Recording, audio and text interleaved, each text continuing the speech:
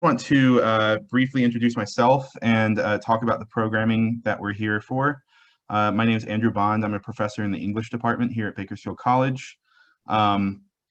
This week I've been one of the organizers of the Jess Nieto Memorial Conference, and we've had a lot of programming throughout the week focusing on public health initiatives in rural Kern County, farm workers and the farm worker movement, and theater, like activist theater, and education, particularly ethnic studies. And we've been able to fortunately fold in a few of our speakers from our National Endowment for the Humanities grant program, Energizing Humanities in California's San Joaquin Valley. And that's what this program tonight is from. So I'm just going to give the floor to Lisette Laster, who is professor of English at Palomar College, and a friend and colleague from my graduate school days at UCR, and an expert in Latino literature. And she's going to be introducing our speaker tonight, and also moderating and running the discussion and Q&A after the main event. So I will shut my camera off and I will be silent from here on. Thank you, Andrew. Hello, welcome everyone. Thank you to everyone out there in Zoomlandia joining us tonight, and who have been able to join us for all the incredible panels and discussions this week, like Andrew mentioned, as part of the Jess Nieto Memorial Conference. Bakersfield College has truly created a space for critical conversations to happen and for us to celebrate the work of artists, writers, activists, community leaders, and our students.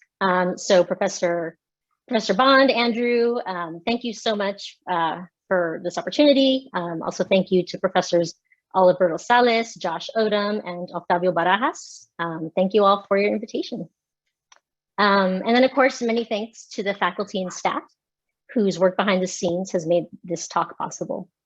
And thank you to the National Endowment for the Humanities for their support of the Energizing Humanities in California's San Joaquin Valley project at Bakersfield College. I am so honored to be part of this event. And I am so nervous. One moment. Oh my gosh, we were sitting here with Andrew and Helena, and I was just sitting here smiling. I was just like, I don't know what to say. I don't know what to say. Okay, so my name is Dr. Lisette Ordorica Laster, and I am the daughter of immigrants. I'm going to pause here to note that, and I told people, I'm going to cry. I'm going to cry, but I am okay with that. Yeah. And that is because I once saw the great Chicana playwright Josefina Lopez speak, and she cried. And when she cried, she made a point to say that she often cries when speaking in public and speaking about her work, but she never apologizes because she believes that shows that she speaks from the heart. And for me to speak about Helena Viramontes is to speak from the heart. So yes, I am the daughter of immigrants, and that descriptor truly does come first for me, as it has shaped who I am and continues to shape who I am inside and outside of the classroom. So a little story, please indulge me for a moment as I share. I first encountered Viramontes' writing as a 12-year-old when I read the short story Miss Clairol in the 1991 LA Times Sunday magazine. And Profe, I don't know if you'll remember, but you might have heard this story before. Many years ago, that was me. I don't know if you just made the connection. So I apologize for making me hear it again, but I wanted to share it. I was a prolific reader as a child. The Chronicles of Narnia, the Little House on the Prairie series, even some of my older siblings' books they left behind from college. But I'd never read anything with Chicana or Latina characters. I wasn't even sure what a Chicana was at that time. And I remember after reading the story, just marveling that Latinas could be the subjects of a story, and that someone could capture the details of what it felt like to be a child with a deep internal life. And that someone understood what it meant to have a comadre, lend a special dress when there isn't one at the end of your closet. And that sometimes our mothers showed their love in strange ways. Someone out there understood. I became an English major, but never encountered work by Viramontes in the classroom, much less work by any other Chicana authors, until I entered graduate school almost 2 decades after first reading that story. Wow. For so long, I carried Miss Clairol with me like a talisman, bien guardadito, a little reminder that there was someone out there writing these untold stories. And it wasn't until then that I learned how Chicana literature was more than just stories, but that those stories of migrant workers, of immigrants, of their daughters and sons were powerful tools for personal and social change. So now, as a community college professor, it is my great joy to recreate that moment of discovery for my students. And I use Miss Clairol to introduce them both to the world of Viramontes and the universe of Chicano literature. I believe student voices are important. So I've collected and want to share some of my students' thoughts about Viramontes and Chicano literature as a way to have them in the room with me. But I think hopefully there's some out there watching. So shout out to Palomar College students if you're in the audience. Okay, so one student wrote, "Before this class, I barely read books. It was not because I didn't enjoy reading, but because it was so difficult to find something that interests me. It has helped me understand the power that literature has on the readers. Mm-hmm. This class has ignited a passion for writing. I hope you keep teaching these Viramontes stories the same way you do now, because the stories also teach life and its beauties and flaws."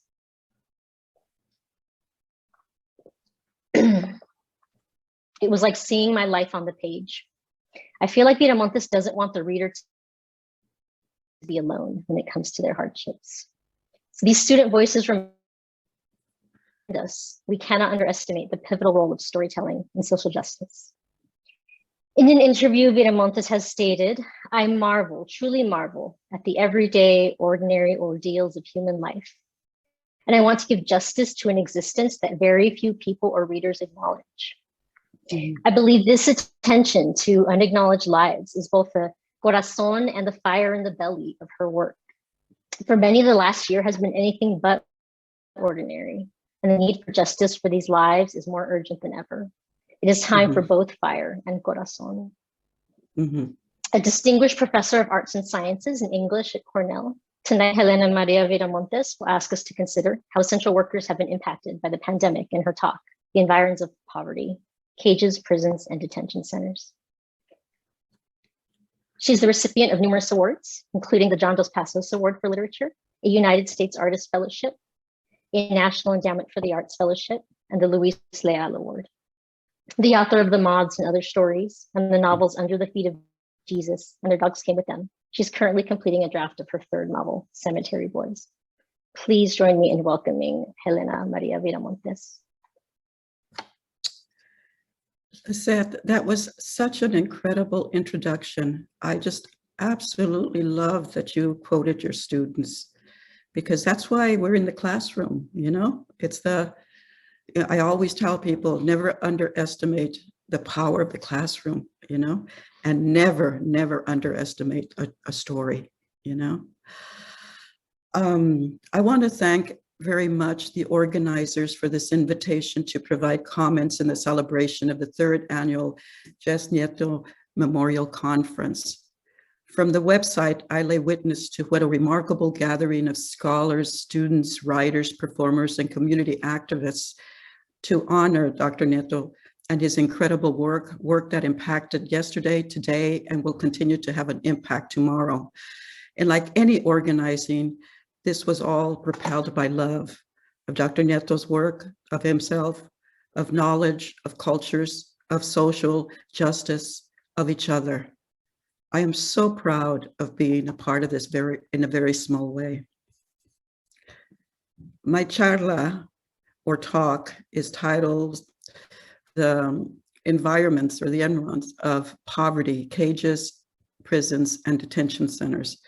I will interweave personal experiences with my fiction, for it is impossible to separate the two because, as I have written before, writing is the only way I know how to pray. You must be asking now, what do I mean by the title? I wanted all of us to think about how the thousands of essential workers like farm workers and meat packers, like retail and grocery workers who provide food for the nation, have also become the most underpaid, exploited, and criminalized people in the US. I also wanted us to think about ways in which essential workers have suffered, especially in California, working fields under the excruciating hot sun, forced to breathe in the thick residue of smoke from the catastrophic fires caused by climate change, all the while working during a major pandemic. Each day, the newspapers boldly headlined the increased number of hate groups that have increased by over 50%, many ending in mass shootings, as we have seen, including border vigilantes who, fueled with incredible propaganda against immigrants, feel they hold the right to terrorize and dehumanize people. LGBTQ and queer gender people have been bullied and murdered, and there is not one historical absence of massive sweeps and deportations, all working towards dehumanization. With states closing Planned Parenthood clinics and pipelines or borderlines violating indigenous sacred lands, not to mention the destruction of our planet, the list grows every day against the poor, Black, the people of color, Latinx, forcibly pushing through the dehumanizing experiences that only white supremacy minds can create in their shameful, corrupt, and downright illegal ways of being. How are these paradoxes in our country created, and who creates them? For surely it is a study of structural systems of oppression. As anti-racist feminist writer Zilla Ornstein wrote, quote, "Capital couldn't do much of what it does if it didn't use patriarchy and its deep routes of modernized settler colonization and chattel slavery to garner its profits," unquote. Consequently, these institutions are what drives a false and misleading narrative of us in order for institutions to maintain upheld for the profits of a few. Because of that, the core of my fiction lay in underlining examinations of why and providing other narratives altogether that are much closer to the truth. Now, remember some of these words: patriarchy, exploitation, colonization, words that have whole histories. Let me begin by saying that I woke to inequality first as a woman, a mujer, then as a worker, then as a student, finally as a writer. Now, when I came from a very heavy household, a female heavy household. There was 9 of us, and the majority of us were women. And my father was the center of patriarchy in the family. And I remember the boys, my brothers, would always be allowed to leave on a Saturday to do whatever they wanted to do, whereas all of the girls, including me, had to stay home and clean. We always had chores to do. Even from the time we would return home, we always had chores. And I remember at the age of 5, my job was to push broom, sweep the driveway of our house. And for a 5-year-old with a big push broom, to see the driveway, it looked like an airport runway. It was that long to me. And I remember my brothers going off and thinking, this isn't fair. This isn't fair. So I began thinking about that. So at the age of 5, I actually became woke to the inequality of the way genders were being treated. So when I first began writing short stories, there's 2 in particular that I would like to share with you from the Moths. Allow me to share a little portion from Growing, and it's about an older sister who has to do a chore for her father, but she also has to take her younger sister as a chaperone because she cannot go by herself. And so this is Naomi. Naomi is the older one, and she's thinking, and she's angry at having to do this chore and angry at Lucia having to go with her. No, it wasn't her fault after all, Naomi thought, and she patted her sister's soft, light brown hair. It was Abbas. She slowed her pace as they continued their journey to Jorge's house. It was Abbas who refused to trust her, and he could not understand what she had done to make him so distrustful. Tú eres mujer, he thundered like a great voice above the heavens, and that was the end of any argument, any question, because he said those words not as a truth, but as a verdict. And she could almost see the clouds parting, the thunderbolts breaking the tranquility of her sex. Naomi tightened her grasp with her thought, shaking her head in disbelief.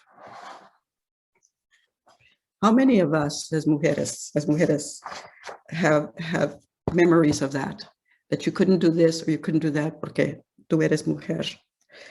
And I think too of one of my most famous short stories, The Moths, which has been anthologized, and I would think over 70 anthologies to date. And it deals with a young 14-year-old unnamed narrator who is helping her abuelita die, basically. And so, but her abuelita is such a sanctuary for her. And so she goes, she's going on an errand and she's thinking about her father again and thinking about her abuelita. That was one of Abbas' biggest complaints. He would pound his hands on the table, rocking the sugar dish or spilling a cup of coffee, and scream that if I didn't go to mass every Sunday to save my goddamn sinning soul, then I had no reason to go out of the house, period, punto final. He would grab my arm and dig his nails into me to make sure I understood the importance of catechism. Did he make himself clear? Then he strategically directed his anger at Ama for her lousy ways of bringing up daughters, being disrespectful and unbelieving. And my older sisters would pull me aside and tell me that if I didn't go to mass right this minute, they were going to kick the holy shit out of me. Why am I being so selfish? Can't you see what he's doing to Ama, you idiot? So I would wash my feet, stuff them in my black Easter shoes. So I would wash my feet and stuff them in my black Easter shoes that shone with Vaseline, grab a missal and veil, and wave goodbye to Ama. I would walk slowly down Lorena to Evergreen, counting the cracks of the cement. On Evergreen, I would turn left and walk to Abuelita's. I liked her porch because it was shielded by the vines of the chayotes, and I could get a good look of people and car traffic on Evergreen without them knowing. I would jump up on the porch steps, knock on the screen door as I wiped my feet and call, Abuelita, mi abuelita. As I opened the door and stuck my head in, I would catch the gagging scent of toasting chile on the placa. When I entered the sala, she would greet me from the kitchen, wringing her hands in her apron. I'd sit at the corner of the table to keep from being in her way. The chiles made my eyes water. Am I crying? No, Mama Luna, I'm sure not crying. I don't like going to mass, but my eyes watered anyway, the tears dropping on the tablecloth like candle wax. So you see, these were the feelings and the emotions I felt growing up as a woman in this patriarchal system. Really had me not only suffocating, but had me thinking of ways in which I could resist creatively. And that's where I have to give tribute to my older sisters, who were incredibly creative at usurping my father's many, many rules by doing things that I was always astounded and marveled at, you know, like they actually created their own language, their own pidgin language, so that they could talk to each other while my father was around, and my father understood nothing, except my mother did. My mother understood, and all of us, we picked it up right away, but that they could create this language, it made me subconsciously feel that all I needed to do to resist, to rebel, to subvert, was to be creative, okay? I have written most of my life, beginning in middle school, a precarious time in my education when I almost dropped out of school, along with my older sister. She eventually dropped out, but I returned. It was the public library, a handful of teachers, theater arts that sustained me through the time. And after graduating from James A. Garfield High, it got me into Immaculate Heart College. It was here in college that I was introduced to liberation theology, and I had my first lesson in how oppression works. These were incredible nuns that actually rescinded their vows because they could not stand to have Bishop McIntyre telling them what to do. And he said, if you do not like, you know, if you do not like these rules, then leave. And they left, a whole group of them, and they created their own community. So they were feminists, they were progressive, they were just this fantastic group, and I just fell into it. I mean, I just fell into their classes and ate everything that I could. Every class that I could take, every book that was recommended, I read, and it just fed me. Granted, I am not a historian, though I am an avid reader of history. And I would suggest that you do the same, as you will note that the United States governing powers or private corporations have extensively involved in destabilizing Latin American countries since 1950s. And I'm bringing this up because, you know, as of yesterday, it's still, you know, when you have thousands of unescorted children show up at the border, many of them from Guatemala, and people are saying, no, you know, people are saying they can't come in and all this and that. Well, all we have to do is look at history and to understand that the United States has been intervening in Latin American politics since, you know, who knows when. Liberation theology was an activist philosophy developed by Latin American priests, Catholic priests, like Bishop Oscar Romero, who often preached about the capitalist interventions of private American companies like the United Fruit Company in Latin American countries. Even the liberation theologians of the 1960s and 70s witnessed firsthand, quote, that industrialized nations enrich themselves at the expense of developing nations, unquote. The United States being a major culprit. And then just think of the Guatemalan children. And they think, you know, people think, oh, you know, the Latin American countries are infested with, you know, the corruption and everything else. Well, if you look at the history of some of these countries, you'll see how deeply rooted American intervention has corrupted these countries. Perhaps you can argue with these theologians, were they not murdered by the paramilitary forces trained at the infamous School of the Americas at Fort Benning, where, according to journalist Jake Hess, quote, between 1946 to 2000, the School of the Americas provided training to more than 60,000 Latin American soldiers. Some graduates became famous for their human rights abuses, like Honduran death squad commander Luis Alonso, Panamanian ruler Manuel Noriega, and a group of soldiers who were implicated in the murder of 1,000 unarmed people in the village of El Mozet.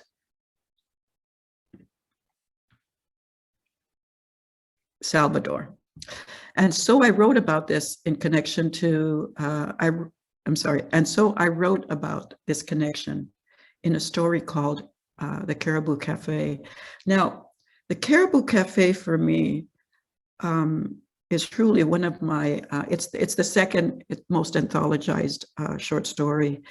And I mean, for me, I'm very proud of it, but I'm also, it takes me a lot to read that story because I feel, I still feel this incredible pain that this woman had for the disappearance of her son. And that was going on, I mean, throughout South America and certainly in Latin America, this whole idea of the disappeared. This was happening in the 1980s. And it was, you know, these death squads, these paramilitary forces were supported by US tax dollars. And I refused to be quiet about that. And that's why I wrote The Caribou Cafe. And I'm just going to read a little section. I can't read too much of it because it just kills me. But this is the mother who her son is disappeared. So she travels from Latin America into Southern California, and then sees a boy and thinks that is her son, and so kidnaps the boy. And the ending of the ending is quite horrific because she's not gonna let go of the boy, and the police murder her. And so it's a very complicated moral question or questions. And so anyway, let me just read you this. This is from her point of view. For you see, they took Geraldo, by mistake, of course. It was my fault. I shouldn't have sent him to fetch me a mango, but it was just around the corner. I didn't even bother to put a sweater on. I hear his sandals flapping against the gravel.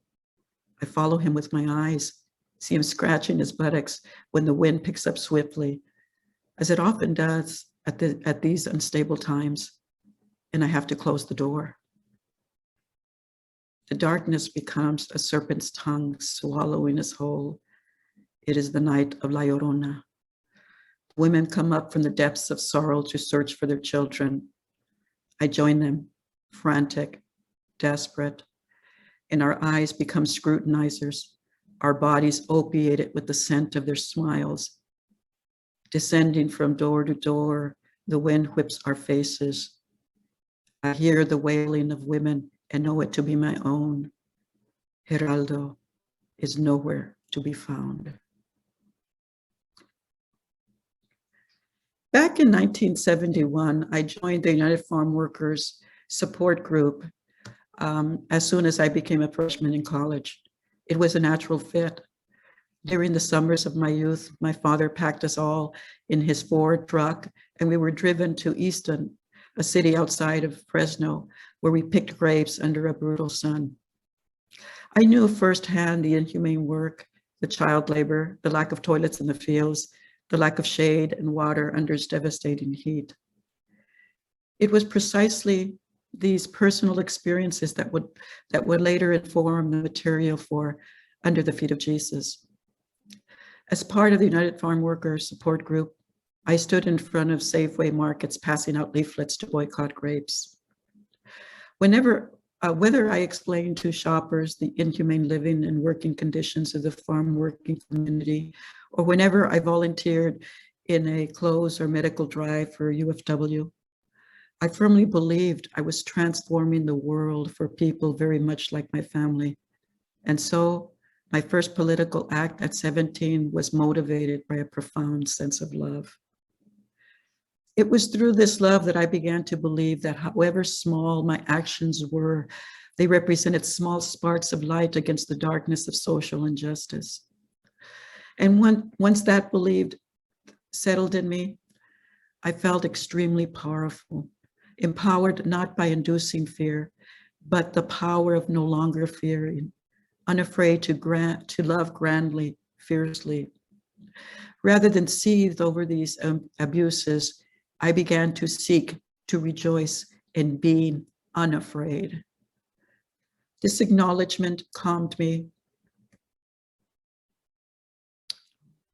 Sorry.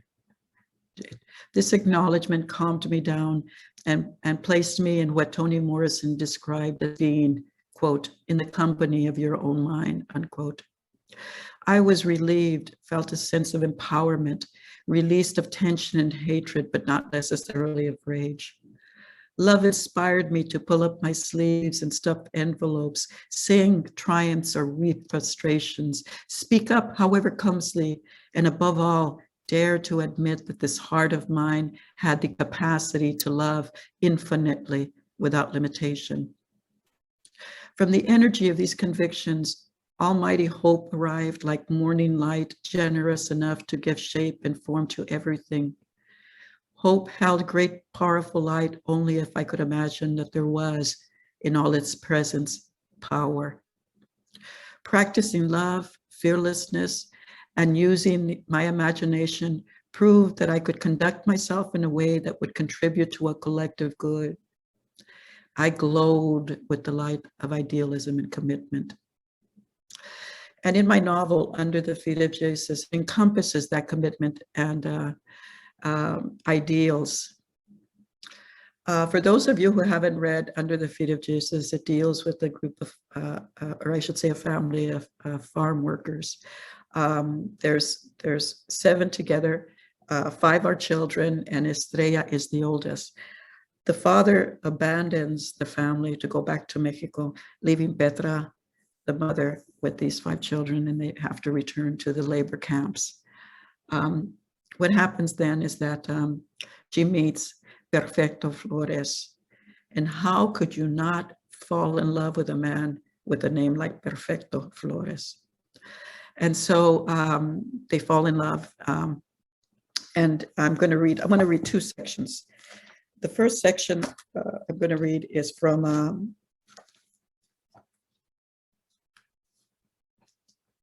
when Estrella first feels that Perfecto is not going to go away, that in fact he's going to stay, and it really bothers her. So what is this about? When Estrella first came upon Perfecto's red tool chest like a suitcase near the door, she became very angry. So what is this about? She had opened the tool chest and all that jumbled still inside the box, the iron bars and things with handles, the funny shaped objects seemed as confusing and foreign as the alphabet she could not decipher. The tool chest stood guard by the door and she slammed the lid closed on the secret. For days she was silent with rage. The mother believed her a victim of the evil eye. Estrella hated when things were kept from her. The teachers in the schools did the same, never giving her the information she wanted. Estrella would ask over and over, so what is this? And point to the diagonal lines written in chalk on the blackboard with a dirty fingernail. The script A's had the curticule of a pry bar. A hammerhead split like a V. The small eyes resembled nails, so tell me. But some of the teachers were more concerned about the dirt under her fingernails. They inspected her head for lice, parting her long hair with ice cream sticks. They scrubbed her fingers with a toothbrush until they were so sore she couldn't hold a pencil properly. They said good luck to her when the pizca was over, reserving the desks in the back of the classroom for the next batch of migrant children. Estrella often wondered what happened to all the things they boxed away in tool chests and kept to themselves. She remembered how one teacher, Mrs. Horn, who had a face of a crumbled Kleenex and a nose like a hook, she did not imagine this, asked, how come her mama never gave her a bath? Until then, it never occurred to Estrella that she was dirty, that the wet towel wiped on her resistant face each morning, the vigorous brushing and tight braids her mama neatly weaved were not enough for Mrs. Horn. And for the first time, Estrella realized words could become as excruciating as rusted nails piercing the heels of her bare feet. The curves and tails of the tools made no sense, and the shapes were as foreign and as meaningless to her as the chalky lines on the blackboard. But Perfecto Flores was a man who came with his tool chest and stayed. A man who had no record of his own birth except for the year 1917, which appeared to him in a dream. He had a history that was unspoken, memories that only surfaced in nightmares. No one remembered knowing him before his arrival, but everyone used his name to describe a job well done. He opened up the tool chest as if bartering for her voice, lifted a chisel and hammer, aquí, pégale aquí, to take the hinge pins out of the hinge joints. When you want to remove the door, start with the lowest hinge. Tap the pin here from the top, tap upwards. When there's too many layers of paint on the hinges, tap straight in with the screwdriver at the base, here, where the pins widen. If that doesn't work because your manitas aren't strong enough yet, fasten the vice pliers, these, then twist the pliers with your hammer. Perfecto Flores taught her the names that went with the tools. A claw hammer, he said with authority, miming its functions. Screwdrivers, see? Holding up various heads and pointed to them. Crescent wrenches, looped pliers like scissors for cutting chicken or barbed wire. Old wood saw, new hacksaw, a sledgehammer, pry bar, chisel, names that gave meanings to the tools. Tools to build, bury, tear down, rearrange and repair. A box of reasons his hands took pride in.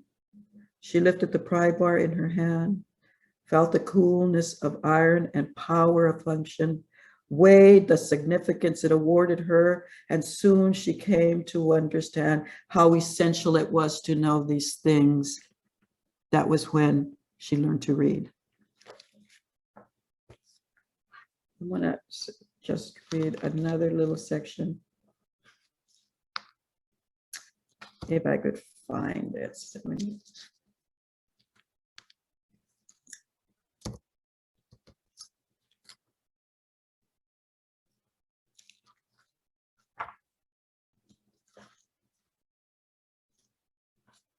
Had it marked and now I can't find it.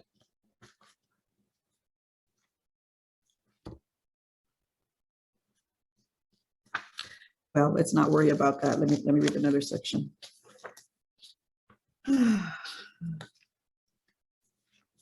One of the things that I think that Dr. Lisette was very astute in including in her introduction was the fact that I have the utmost respect for the aesthetic of the work that we do.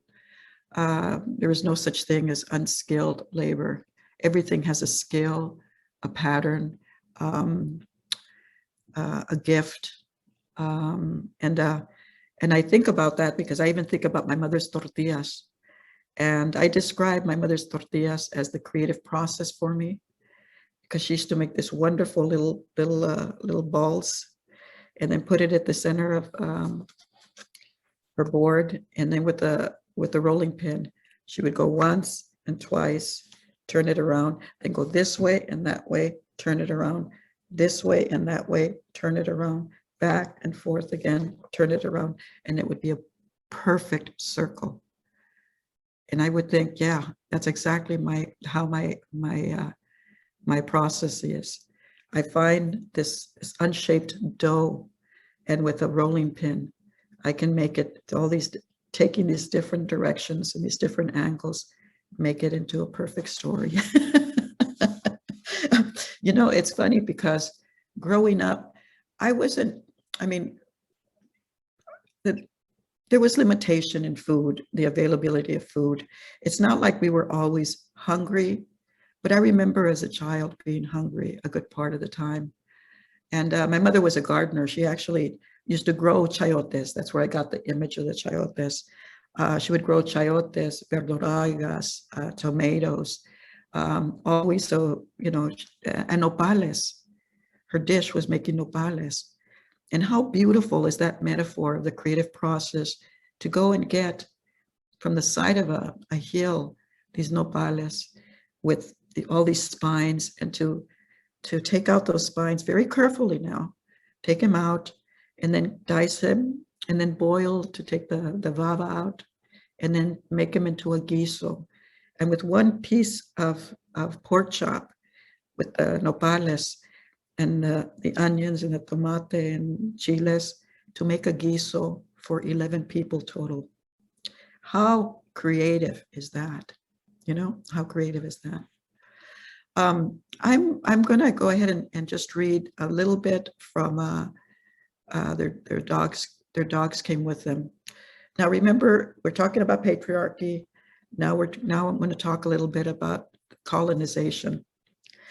And colonization is a very insidious system, because it makes you, if you are the colonized, it makes you because you don't know your history is eradicated because the colonizers don't want you to know your history. They don't want you to know your literature. First things the colonizers did in Spain was to try to burn the codices, the Mayan codices. I mean, literally burn and break and destroy these incredible documents of this ancient and marvelous and brilliant culture. The colonizers, they weren't stupid. They knew that eradication was eradication, and out of that came identities that were forced upon the colonized. And so I think about all of that because I think for many of us, we've gone through this idea of self-hatred. We've gone through this idea that certain cultures are better than our own, or certain ways of those cultures are better than our own, without really looking and really examining the beauty of our resistance, the beauty that we're still here. We're still here, we're still loving, we're still writing, we're still studying, we're still collecting knowledge, we're still passing knowledge. And and we're making babies, So anyway, their dogs came with them is about colonization, and it deals with the coming of the freeways. And I think of the freeways as the colonizers who came in and simply absolutely destroyed some of the neighborhoods in East LA, including Boyle Heights, where I grew up. The major intersection, the Long Beach and the 60 freeways just have these, thousands of cars pass through these neighborhoods without those drivers ever knowing the sacrifices of whole neighborhoods being absolutely diminished. And so I wrote about that, and the epigram reads this. I'm sorry, the epigraph. They came in battle array as conquerors, and the dust rose in whirlwinds on the roads. Their spears glinted in the sun, and their pennants fluttered like bats. They made a loud clamor as they marched, for their coats of mail and their weapons clashed and rattled. Some of them dressed in glistening iron from head to foot. They terrified everyone who saw them. Their dogs came with them, running ahead of the column. They raised their muzzles high. They lifted their muzzles in the wind. They raced on with saliva dripping from their jaws. This is from the Broken Spears, the Aztec account of the conquest of Mexico. And so this book takes place between 1960 and 1970. This is the height of the Vietnam War. The Chicano the Chicano moratorium uprising won't happen for another year. And I write about at least 25 characters in this novel and the effects that the coming of the freeways have for them. But what I would like to do now is just share with you a group of girls. They call themselves the F Troop for 4.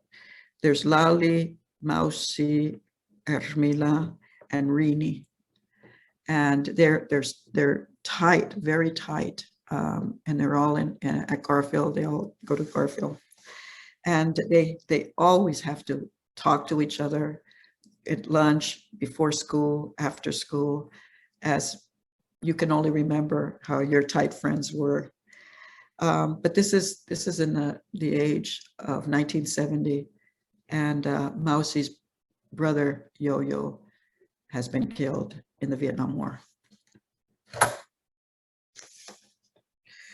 Rows of pigeons dotted the multiple wires as musical notes on a scale, undisturbed by the hot flow of telephone conversations. Which of her girlfriends would call later to carry on the talk story? Would it be Mausi, who had told her friends while chewing bazooka bubblegum about her older brother Yo-Yo and how he smelled of brute in junior high, or how he used to punch her arm? Yo-Yo stories were regularly showcased, and the girlfriends glanced at one another, never registering a complaint. He hated grape soda, Mausi might say on Tuesday, maybe at lunch period, or maybe during typing drills. On a dare, he drank 4 straight up. And here Mausi holds up 4 fingers. Just like that, he got wasted sick. Purple lips for 5 days. And here she spreads her palm in front of Ermila's face. Can you believe it? Yo-Yo returned from Vietnam in so many pieces. Mausi's mother decided on cremation, which was against the practice of the Catholic Church. Everyone warned her of blasphemy. The casket transforms the soul, Father Herman explained, opening his cocoon fists into butterfly wings. Without it, what you are saying, what you are showing God, is that you do not believe in the promise of resurrection. And, he said, holding a finger up, his clerical collar resembling a single tooth in a vacant mouth, the living need this promise much more than the dead. Mausi's mother stared at him blankly. Her face eroded into one red, featureless swell of grief. After all these days, Mausi had hoped her mother's moaning and noisy wailing moved towards closure. But her mother sat motionless on the wooden bench in Father Herman's office, like a mountain well versed in the flow of ancient rivers. Mausi had accompanied her to the rectory and sat on Father's wooden deacon's bench. Though the bench accommodated 3 people, her mother opted to sit close to her. Too close, so close. Mausi felt her mother's heat blistering from under her white cafeteria uniform. Father Herman realized his arguments had failed, and so he lowered his voice as if to share a secret. It's necessary, he whispered, wedging his head between theirs, his musty black gown smelling of muffled sins and stale tobacco, for the living to lay prayers beside the deceased.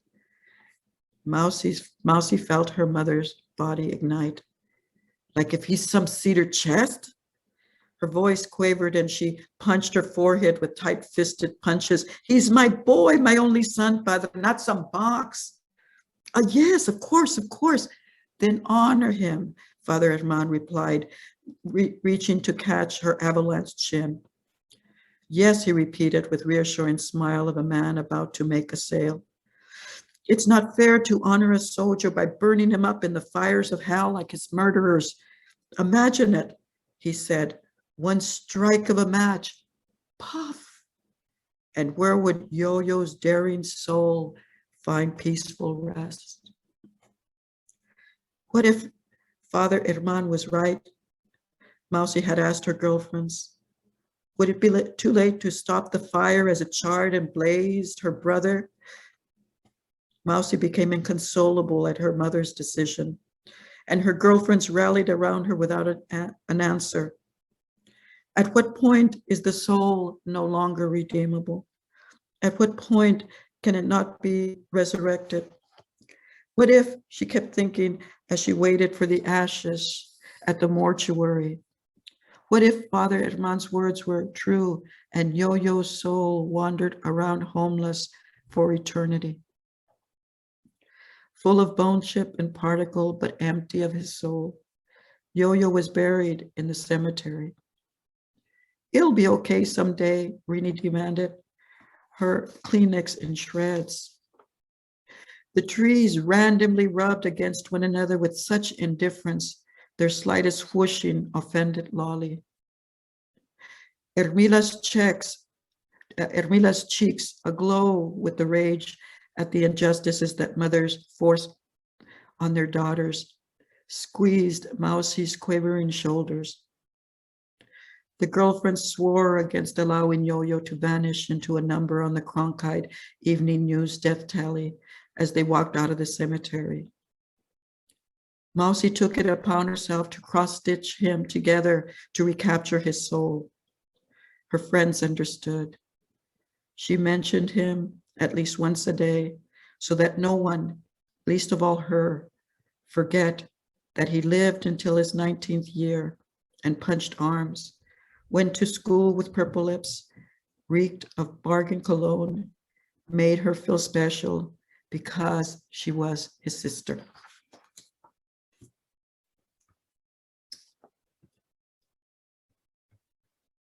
If it is one thing I have learned from the legacy of community, and before that, our long history of ancestors, it is the persistent search to discover creative ways of resistance, a consistent ethical core of existence, and finally, a brave and reimagined other way of being. For hundreds of years, there was always someone who kept the light burning and turned it over to someone else who took it seriously, the role of keeper of the light, and on it went without the light ever extinguishing.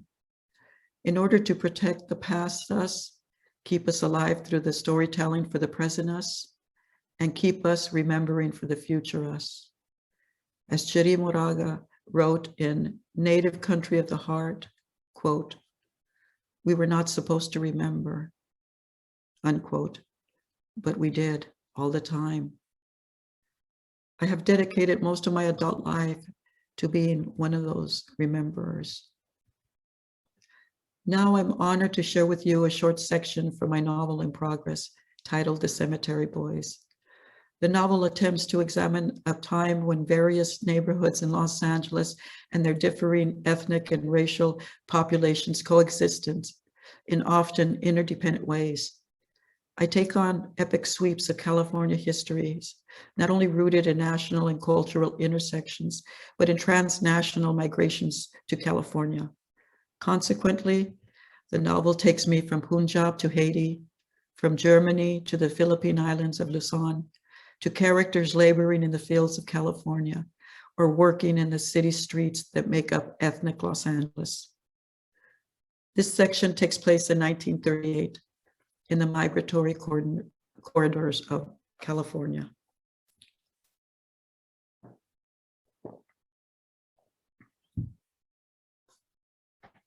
Once they reach their destination, say at the outskirts of the Ingram farm in Poplar, perhaps Simi Valley's Apricot Ranch, in Delano where there might be vacancies in the government-sponsored Camp 101, the boy accompanied Pa to canvass for harvest news, collect labor updates because winds of discontent, picket lines and police bulls, merciless deportation officers posed just as much danger as the lawlessness of the fields where everyone worked in deep chilled mornings or under 3-digit degree sun beneath the radar of what was fair and safe.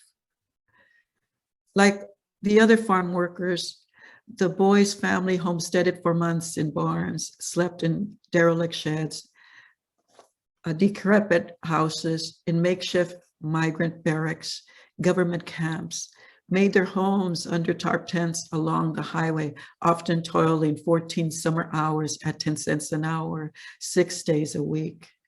They knew aplenty about the heat, the swells of spider bites, relentless itch of bed bugs, of red ant bonsai, humid sleeps that burglarize sleep, the violent crack of morning, the white clouds congealing like curdled clumps of rotten milk. Even after atole was served for breakfast, noisy intestines still bloated with complaining want. Even after a corn mesh corda was devoured for dinner, the meals were barely insufficient at recruiting energy for another back-intensive day of picking seasonal fruit, harvesting annual vegetables. Pa paired up with his oldest, Sayula. The boy worked with his younger sister, Pamposa, and Ama held close to the baby, Adolea. Camouflaged in long sleeves, gloves, rubber bands around their trouser ankles, their mouths and noses pressed under the bandanas, the boy's family appeared indistinguishable from the other farm workers to the truck drivers who collected them before sunrise and drove them to the designated harvesting sites. At sunset, they still resembled one another as they emerged from the fields and orchards, clutching empty bottles, empty water bottles, holding a child's hand, their faces wrapped with a gauze of white dust under wide-brimmed hats or sunbonnets, their shoulders harmed after laying out raisin grapes or stacking tomato crates, their backs damaged after hauling pounds of cotton or plucking tangerines and apples. The truck drivers returned them to their accommodations and they muttered gratitude in English tilted to regional accents, removed their cachuchas and hats, dusted off the soil, wiped away sweat with a rag dipped in soapy water, and felt a fleeting, frugal renewal. At sundown, the kindling in the small portable stove crackling, Ama set to burning candles, to conjuring the mathematical wizardry necessary to find the extra meal inside the calculated equation of never enough. The boys in the other camps collected firewood, scrubbed their respective fire pit grates, raked the cinders clean. The girls in the other camps chucked the corn, boiled okra or nopal, measured the bacon grease, fetched water in the kettle. But the women in all the labor camps labored the fields, baked the bread, rolled the tortillas, treated the lice, taught the alphabets, recited the prayers, repeated the folk tales, bathed the youngins, darned the socks, lifted the screeching, seamy kettle to brew teas for baby or spousal colic, for ridding earaches and backaches, for breech or birthing babies, for easing monthly cramping, cooling a woman's change, for burying buds not yet fully bloomed, each fireside glow casting shadows on their glistened grimaces, the dimming circle of cinders sputtering upon their glassy, exhausted eyes. Dishes cleaned, candles extinguished, the children cocooned atop corn husk beds, a weak drone of nocturnal insects over someone's dozy harmonica bedtime tunes. The women waved their kerosene lanterns at one another, the lone lamplights like sparks of fireflies, the coal black night tightly wedged between them. I want to thank you. Thank you very much.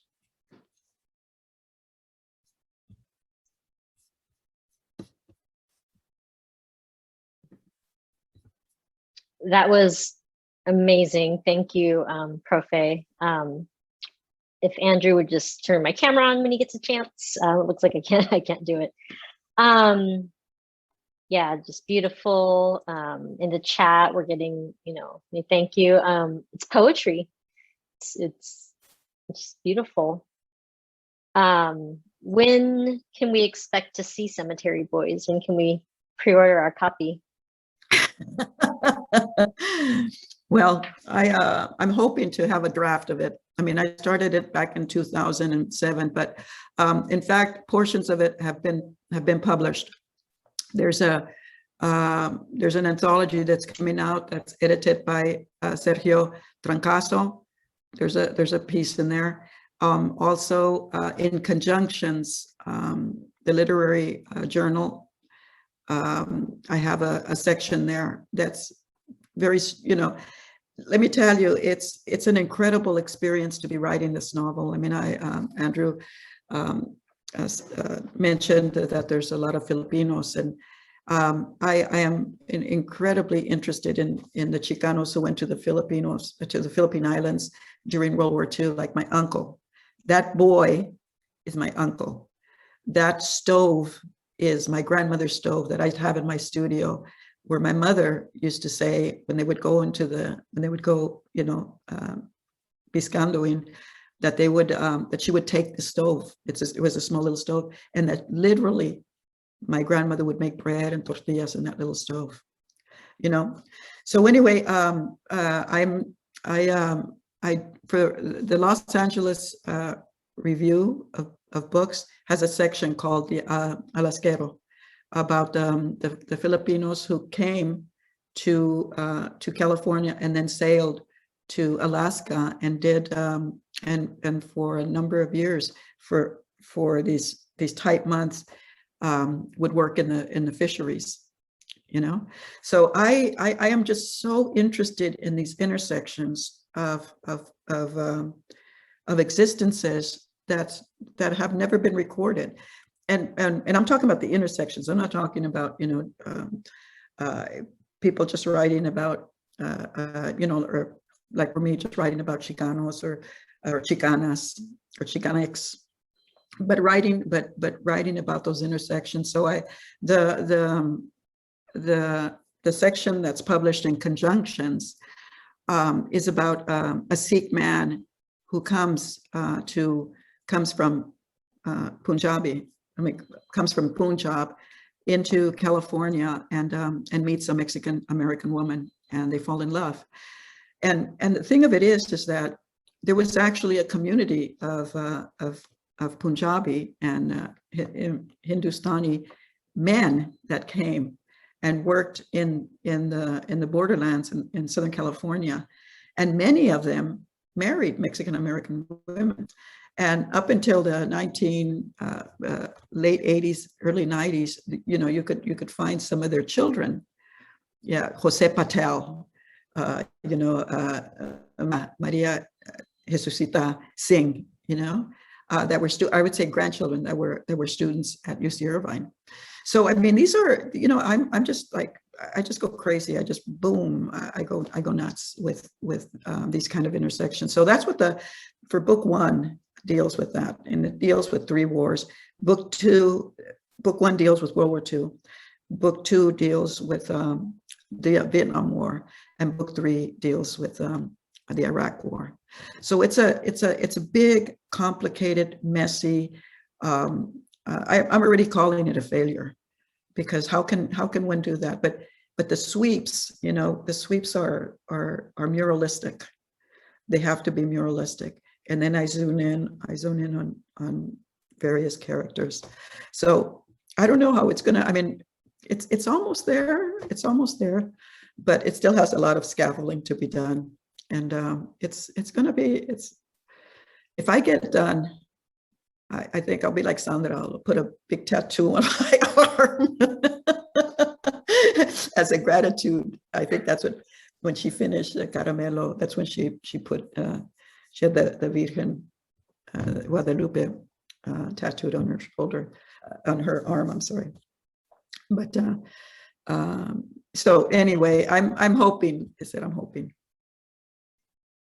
Well, I mean, no pressure, but truly we want you to be comfortable. We want to stymie the writing process.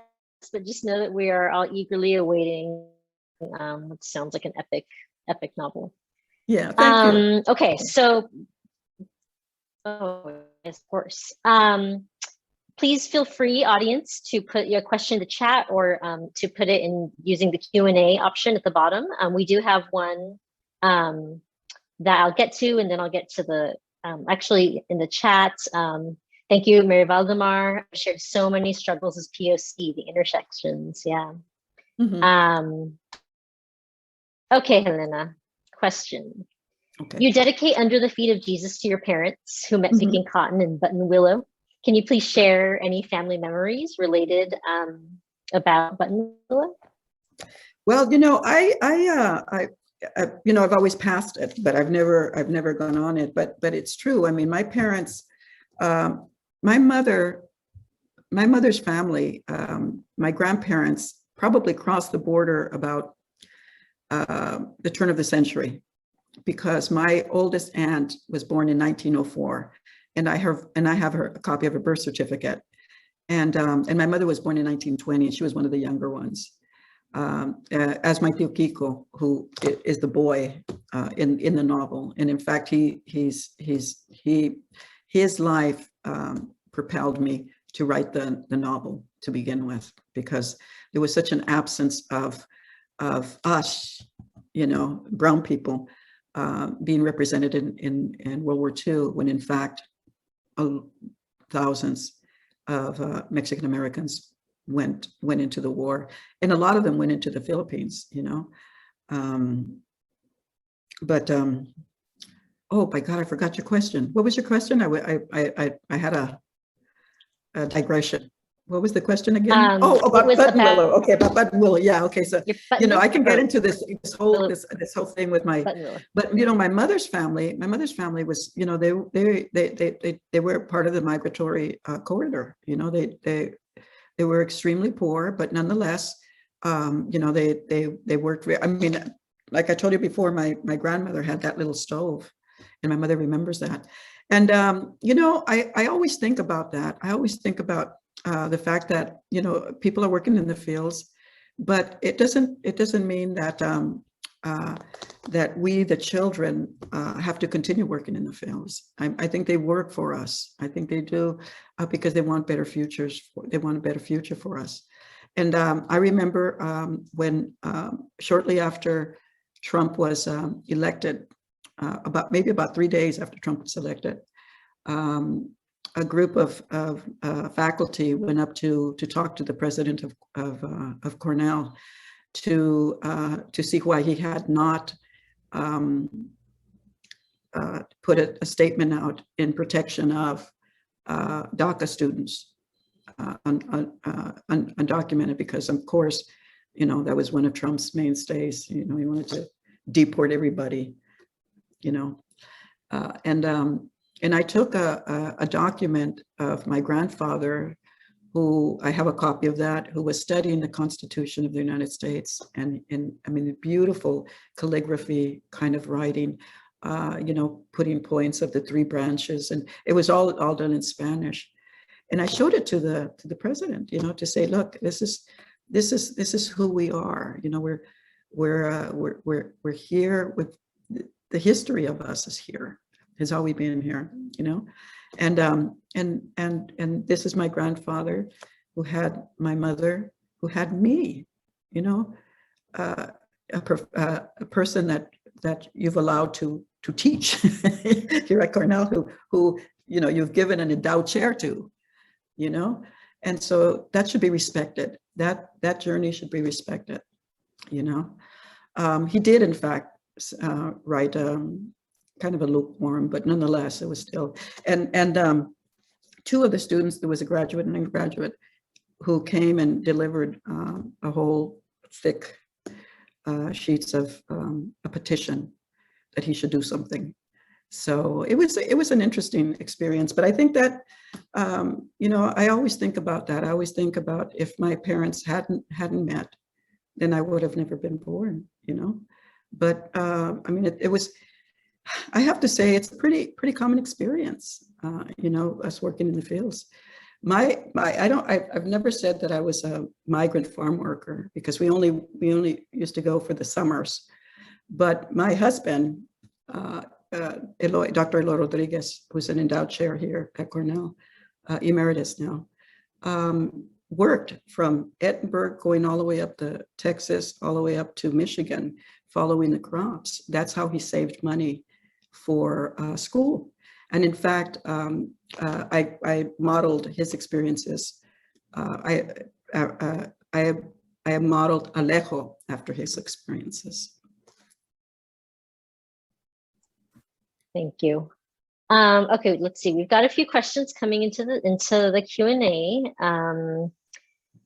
Gosh, I don't know. They're all so good. I'm not quite sure how to, and I want to hear the answers to all of them. I guess we'll just go, they all kind of came in at once. Okay.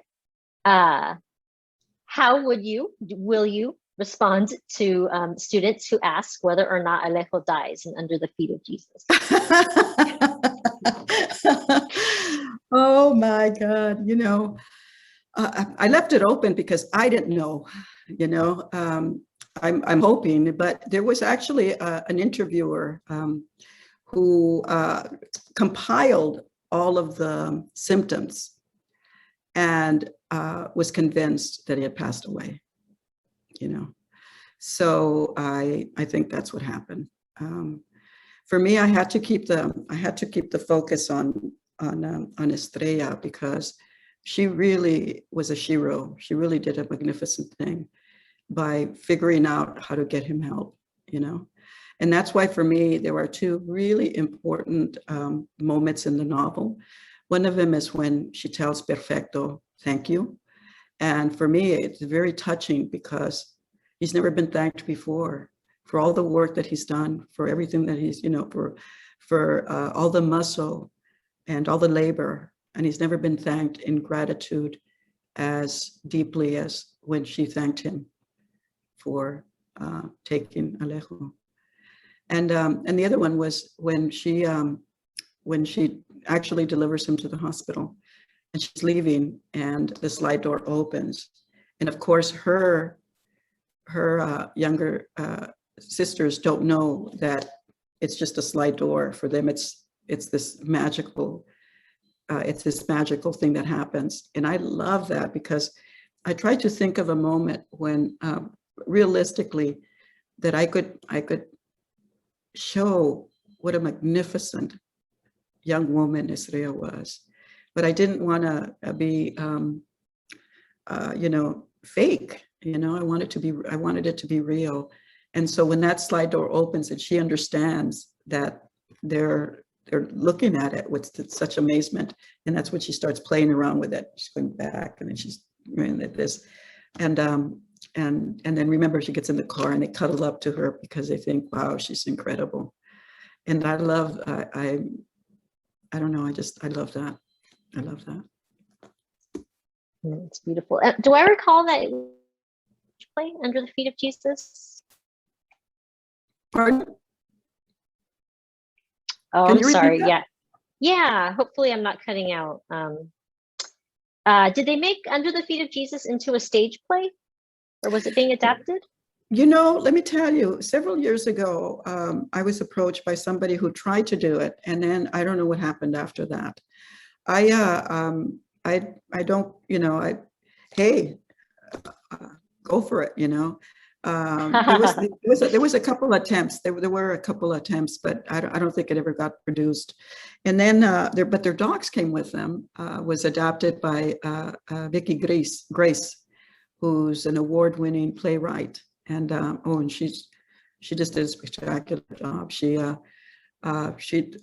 The first performance was at the Prairieville Correctional Facility for Women, and the warden had actually allowed her to go in, and they studied the novel, and then they wrote up the script, and then they performed it. It was an ass kicking. I mean, I just cried my eyes out. Later on that year, she had it performed by various people under a freeway bridge. in Tucson, literally Wow. under a freeway bridge. I mean, wow, it was amazing, amazing, amazing.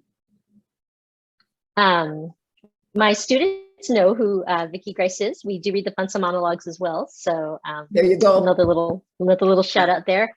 And that's, yeah, had been thinking of their dogs. Yeah, amazing. All right, another question from the audience. What can higher education institutions, particularly community colleges, do to better create pipelines of Latinx writers? Okay, can you repeat that? You went in and out. Yes, I'm so sorry.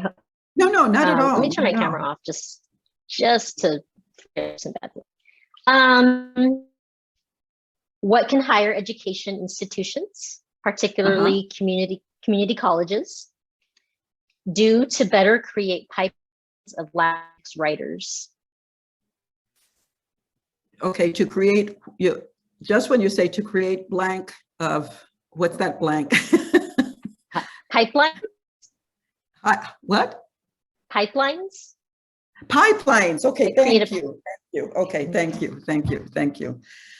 More than anything else, I think it's really, really important for there to be accessibility with literature, period. I mean, certainly Latinx, but I mean, in my, I consider myself an elder now. I was greatly influenced by the Black women writers of the 1970s. Toni Morrison, who had just come out, Alice Walker, Gwendolyn Brooks. And then I was also very much influenced by the socialist writers, John Steinbeck, for example, John Dos Passos. And then the Latin American writers in translation, like Alberto Garcia Marquez and Juan Rulfo, for example. So I think that when you have a really wonderful coalition of writers, of professors and students who are studying literature, that's one thing. And then writing workshops. And I think, let me tell you, throughout the nation, you'll be surprised how many universities don't have creative writing. You'll be surprised. There are a number of, let's say, MFA programs that are multiplying, but in the undergraduate level, and I think that's just a travesty, because for me, I learned to write by writing creatively. There was no way that I could write a history paper without really thinking of it as a creative process, without thinking of it as something that's enlightening to me, And so I think that it's almost like just like teaching composition. Why not also teach creative writing? That's another thing. But creative writing and reading are they're imbricated. There is no way to do one without the other. So I think that having more classes in that way, certainly having workshops, residencies, publications where students can. My first ever big publishing tribute was at Cal State LA, Statement Magazine, where I wrote my first short story, and it got published there, and it won a prize. It won $25. I was like so impressed. My mother was impressed, actually. When I gave it to her, she I was sitting in the living room table, and she was always annoyed that I was sitting, because for her, sitting and reading was not work, because she was of the body, that the body has to move, the body has to sweat in order to be identified as work. And so it was foreign to her for me to be sitting and just thinking or writing in my journal. And so when I did get that $25 check, she came to ask me to go run an errand or something, and I gave her that check. It was so funny, because I remember this so well, because she took the check and she opened $25. Let's see, that was like 1975, $25, it's like $300 now. It was substantial. And she looked at it and she said, "Where'd you get this?" And I said, "Well, I got first prize for a story I wrote." So then she folded it and then she put it in her pocket, left, and then came back with a cup of coffee for me. And somehow I knew I was going to be successful as a writer if my mother supports me then. And quite frankly, she for a long time she went to whatever readings we organized as part of the Latino Writers Association, or if there was a pachanga that we did, she was there. I mean, she would listen, and she never read anything, but she was there to listen to the poetry, to my work, to other people's work. It was really, it was quite a wonderful thing to get that. But in any event, I mean, there's so much that can be done with pipelines regarding creative writing. And but the thing is, también, okay, here is the thing. If it's not there, then you make it, then you do it, then you request it, then you fight for it, then you organize it. Don't wait for people to say, "Oh, okay, here, here, go ahead, please," because that isn't the way it is. I mean, we had to, everything that we did, it was a struggle. It was a struggle and it was a fight, but it was an incredible experience too. It really gave us a lot of hope and a lot of delight and a lot of community. It was fun to be part of the Latino Writers Association. It was wonderful, captivating, sweat-defying to be a literary editor of Chisme Arte magazine. These were all things. Lorna de Cervantes bought a publishing press, literally a publishing press, put it in her garage, then went to the library to find books to see how it worked. She got Mango Press.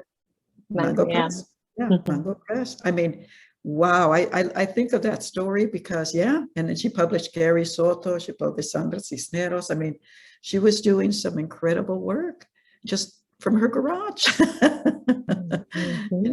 So I just learned, when I started UC Irvine, wow, that was like misery 101. But what I did on the side is organize. I organized readings. I organized art exhibitions. I organized 3 conferences there. I did the work because it was so essential for me to bring our work, our voices, our people there. Wonderful advice. Just to do it. Yeah, nobody gives you, in the chat, nobody gives you anything. You have to fight for it, right? Create it. You might be happy to know you're in good company. Lorna de Cervantes is the other Chicana writer that I can't talk to or about without weeping. Oh, I love her so much. She's fantastic. She has to be one of the best American poets there is. Yes, truly. Okay, we only have 2 minutes left, but I do want to try and see if we can squeeze in just one last question. Thank you for your wonderful talk and reading. One thread I really admire in your writing is your attention to the environment, oil fields, pesticides, pollution, etc. When and why did you decide to address environmental issues in your stories and novels, particularly as they affect marginalized communities? And kind of what you were saying in the last question, right? Just, getting out there, the organizing. Yeah. And, it's from the time I was, first of all, I think that, the indigenous understanding of the connectedness of the world, of the earth, and the sacredness of it is something that there's something that, especially as a Chicana who became a Chicana, a political person, that always was part of this reminder, that we were part of the earth. We're only borrowing it. It's not ours, And I also think about my mother's garden. I think about that she was always growing things, and she had such a green thumb. you know, and that was something that, I mean, it was like developing her own food system. So she didn't have to worry about, you know, trying to feed 11 people, you know. When I was at Garfield, I did take one ecology class, and it was arguably the first ecology course that was offered in the Los Angeles School District. And that is where I read Rachel Carson, Silent Spring. And that just blew me away. That just blew me away. It really made me think about so many things. And when you think back about, you know, the poor, when you're poor, you're just an automatic recycler, you know. You're very careful about the things that you use and reuse. I mean, my father had tons of metal scrap and everything else. Used to make my mother crazy, but because he would gather it and then sell it. So, and then I think working in the fields where, you know, we'd be working and, you know, the crop dusters would be right before us. I mean, just, and have that distinct smell of sea. And I always thought that it was a beautiful smell until Eloy told me that's the pesticides. That's the way it smells. And I was like, wow. So I was smelling this all this time. So, I mean, so I was very much, I mean, just as we're connected with the earth, we're connected with the food system as well, you know, with all these food systems. And notice that it's the food systems that have given us our you know, our jobs, you know, and yet the paradox is there that we work these food systems. I mean, could you imagine these meat packers? You know, this incredible, horrific ways of slaughter and working conditions, and yet, you know, the paradox is they can't probably afford the food that they prepare. Well, dearest audience, dearest, again, it's just my instinct to call you Profe because that's dearest Helena. Yeah. Thank you so much. Thank you, dear Lisette, for sharing, giving us a sneak peek, and you know, like I always tell my students, just being able to hear the text read by the author, it's a special experience in your life to have that. So thank you for giving us that tonight. Well, thank you very much, Lisette, and thank you for that beautiful, again, for that beautiful introduction. Andrew, thank you so much for the invitation. I want to thank all of the students, scholars, all you out there, and I'm hoping to meet some of you tomorrow as well. I'm a bit mumbling because you know, it's already 10 o'clock my bedtime, but and I also had my second dosage of the COVID this morning, so I'm a little bit dazed, but man, I didn't want to miss this for the world. Thank you so much. Thank you. Thank you for being here, both of you, Lisette and Helena. Amazing talk.